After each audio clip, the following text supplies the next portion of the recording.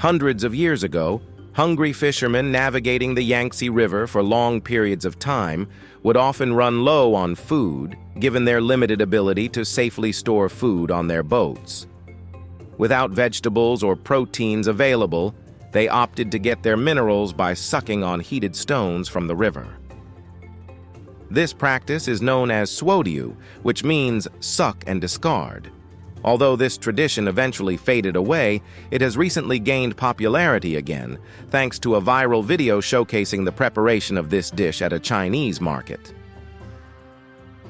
The video features a cook stir-frying the stones along with peppers, garlic, rosemary, and purple perilla, a minty plant commonly used in Asian cuisine. Since the rocks are immersed in the water, they reportedly absorb the flavors of various aquatic creatures in the river, offering a range of tastes, from oysters and fish to clams and shrimp. The video garnered over 4 million views and piqued the interest of many, with diners eager to try this distinctive dish, priced at around 16 yuan, equivalent to about $2.21. One portion of seasoning ignites the passion, shares one of the chefs. According to him, the dish is as popular as alcohol. Opinions on social media are divided. Some worry about hygiene and choking hazards, especially due to reused stones. Others enjoy the unique flavor and the rock's ability to keep the dish warm. The main advice is to avoid swallowing the rocks and use fresh ones for better taste. "Should I return the stones after I've licked them?" one of the customers asks. "Take them home as a keepsake," is the reply. Stir-fried rocks are now a trend, or rather, they've made a comeback. My father used to tell me the story of these fried rocks.